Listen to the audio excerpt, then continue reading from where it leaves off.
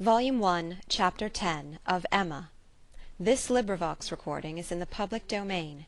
Recording by Elizabeth Klett. Emma by Jane Austen. Volume 1, Chapter 10. Though now the middle of December, there had yet been no weather to prevent the young ladies from tolerably regular exercise, and on the morrow Emma had a charitable visit to pay to a poor sick family who lived a little way out of Highbury. Their road to this detached cottage was down Vicarage Lane, a lane leading at right angles from the broad though irregular main street of the place, and, as may be inferred, containing the blessed abode of Mr. Elton. A few inferior dwellings were first to be passed, and then about a quarter of a mile down the lane rose the vicarage, an old and not very good house, almost as close to the road as it could be. It had no advantage of situation, but had been very much smartened up by the present proprietor, and such as it was, there could be no possibility of the two friends passing it without a slackened pace and observing eyes. Emma's remark was, "There it is. There go you and your riddle book one of these days." Harriet's was, "Oh, what a sweet house! How very beautiful! There are the yellow curtains that Miss Nash admires so much." "I do not often walk this way now," said Emma as they proceeded, "but then there will be an inducement, and I shall gradually get intimately acquainted with all the hedges, gates, pools, and pollards of this part of Highbury." Harriet, she found, had never in her life been inside the vicarage, and her curiosity to see it was so extreme that, considering exteriors and probabilities, Emma could only class it as a proof of love, with Mr. Elton's seeing ready wit in her. "I wish we could contrive it," said she, "but I cannot think of any tolerable pretence for going in. No servant that I want to inquire about of his housekeeper, no message from my father." She pondered, but could think of nothing. After a mutual silence of some minutes, Harriet thus began again, "I do so wonder, Miss Woodhouse, that you should not be married, or going to be married, so charming as you are."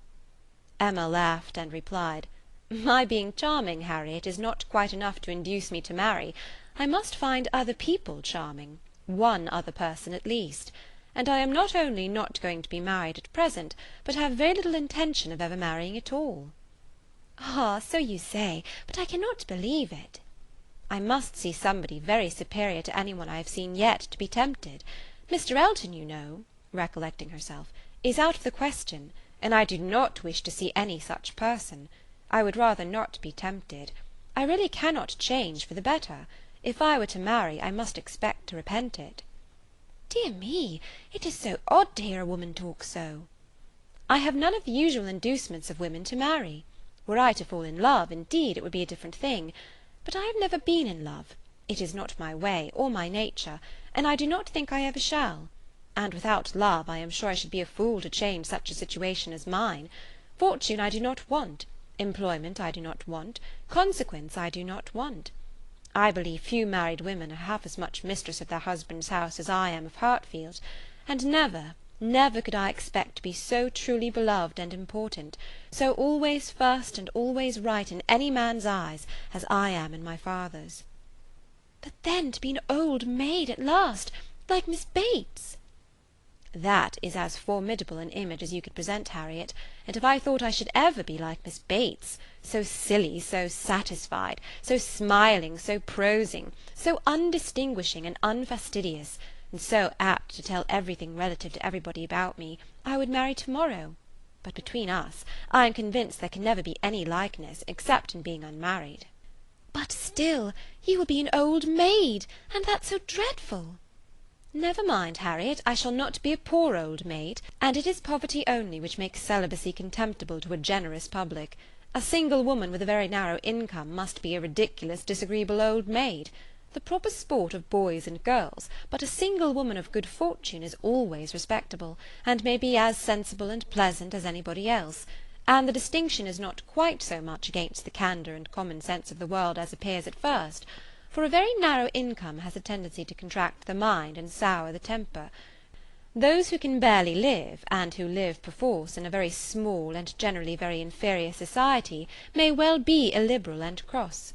This does not apply, however, to Miss Bates. She is only too good-natured and too silly to suit me, but in general she is very much to the taste of everybody, though single and though poor. Poverty certainly has not contracted her mind. I really believe if she had only a shilling in the world, she would be very likely to give away sixpence of it, and nobody is afraid of her. That is a great charm." "Dear me! But what shall you do? How shall you employ yourself when you grow old?" "If I know myself, Harriet, mine is an active, busy mind, with a great many independent resources, and I do not perceive why I should be in more want of employment at 40 or 50 than 1 and 20. Woman's usual occupations of hand and mind will be as open to me then as they are now, or with no important variation. If I draw less, I shall read more. If I give up music, I shall take to carpet work. And as for objects of interest, objects of the affections, which is in truth the great point of inferiority, the want of which is really the great evil to be avoided in not marrying, I shall be very well off, with all the children of a sister I love so much to care about. There will be enough of them, in all probability, to supply every sort of sensation that declining life can need. There will be enough for every hope and every fear.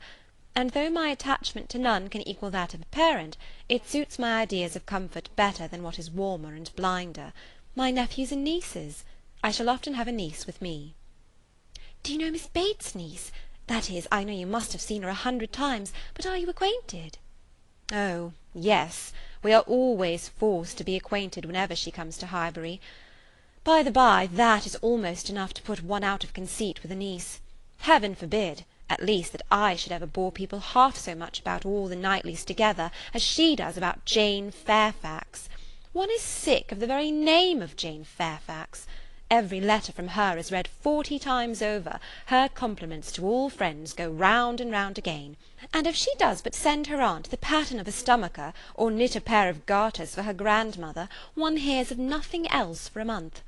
I wish Jane Fairfax very well, but she tires me to death." They were now approaching the cottage, and all idle topics were superseded. Emma was very compassionate, and the distresses of the poor were as sure of relief from her personal attention and kindness, her counsel and her patience, as from her purse. She understood their ways, could allow for their ignorance and their temptations, had no romantic expectations of extraordinary virtue from those for whom education had done so little, entered into their troubles with ready sympathy, and always gave her assistance with as much intelligence as goodwill. In the present instance it was sickness and poverty together which she came to visit, and after remaining there as long as she could give comfort or advice, she quitted the cottage with such an impression of the scene as made her say to Harriet as they walked away, "These are the sights, Harriet, to do one good. How trifling they make everything else appear! I feel now as if I could think of nothing but these poor creatures all the rest of the day, and yet who can say how soon it may all vanish from my mind?" "Very true," said Harriet. "Poor creatures! One can think of nothing else." "And really I do not think the impression will soon be over," said Emma as she crossed the low hedge and tottering footstep which ended the narrow slippery path through the cottage garden, and brought them into the lane again. "I do not think it will," stopping to look once more at all the outward wretchedness of the place, and recall the still greater within. "Oh, dear no," said her companion. They walked on.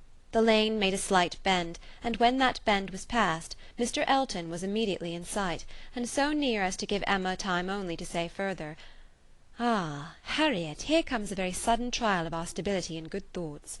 Well," smiling, "I hope it may be allowed that if compassion has produced exertion and relief to the sufferers, it has done all that is truly important. If we feel for the wretched enough to do all we can for them, the rest is empty sympathy, only distressing to ourselves." Harriet could just answer, "Oh dear, yes," before the gentleman joined them. The wants and sufferings of the poor family, however, were the first subject on meeting. He had been going to call on them. His visit he would now defer, but they had a very interesting parley about what could be done and what should be done.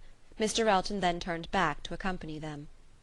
"To fall in with each other on such an errand as this," thought Emma, "to meet in a charitable scheme, this will bring a great increase of love on each side. I should not wonder if it were to bring on the Declaration. It must, if I were not here. I wish I were anywhere else." Anxious to separate herself from them as far as she could, she soon afterwards took possession of a narrow footpath, a little raised on one side of the lane, leaving them together in the main road. But she had not been there 2 minutes, when she found that Harriet's habits of dependence and imitation were bringing her up too, and that in short they would both be soon after her. This would not do. She immediately stopped, under pretence of having some alteration to make in the lacing of her half-boot, and stooping down in complete occupation of the footpath, begged them to have the goodness to walk on, and she would follow in half a minute. They did as they were desired, and by the time she judged it reasonable to have done with her boot, she had the comfort of farther delay in her power, being overtaken by a child from the cottage, setting out according to orders with her pitcher, to fetch broth from Hartfield. To walk by the side of this child, and to talk to and question her, was the most natural thing in the world, or would have been the most natural, had she been acting just then without design, and by this means the others were still able to keep ahead, without any obligation of waiting for her. She gained on them, however, involuntarily. The child's pace was quick, and theirs rather slow, and she was the more concerned at it, from their being evidently in a conversation which interested them. Mr. Elton was speaking with animation, Harriet listening with a very pleased attention, and Emma, having sent the child on, was beginning to think how she might draw back a little more, when they both looked around, and she was obliged to join them.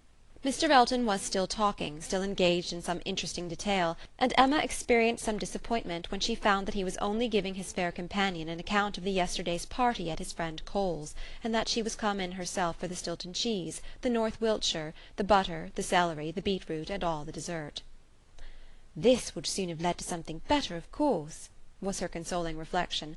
"Anything interests between those who love, and anything will serve as introduction to what is near the heart.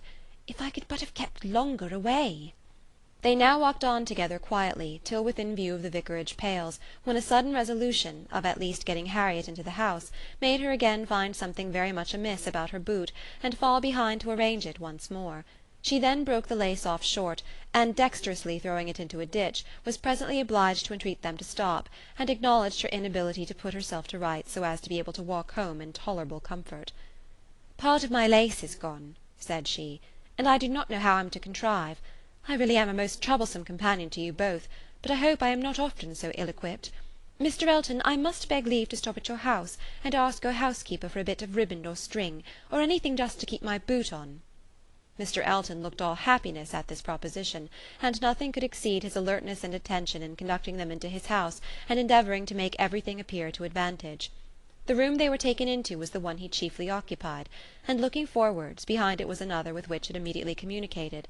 The door between them was open, and Emma passed into it with the housekeeper to receive her assistance in the most comfortable manner.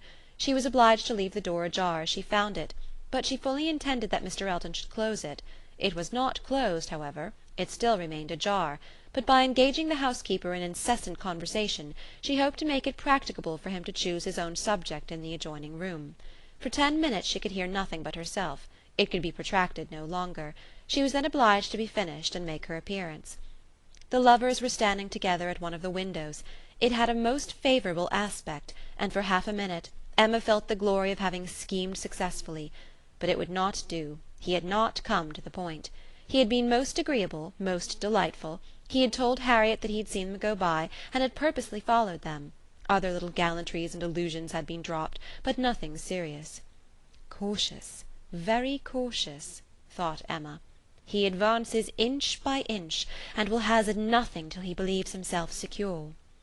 Still, however, though everything had not been accomplished by her ingenious device, she could not but flatter herself that it had been the occasion of much present enjoyment to both, and must be leading them forward to the great event. Chapter 11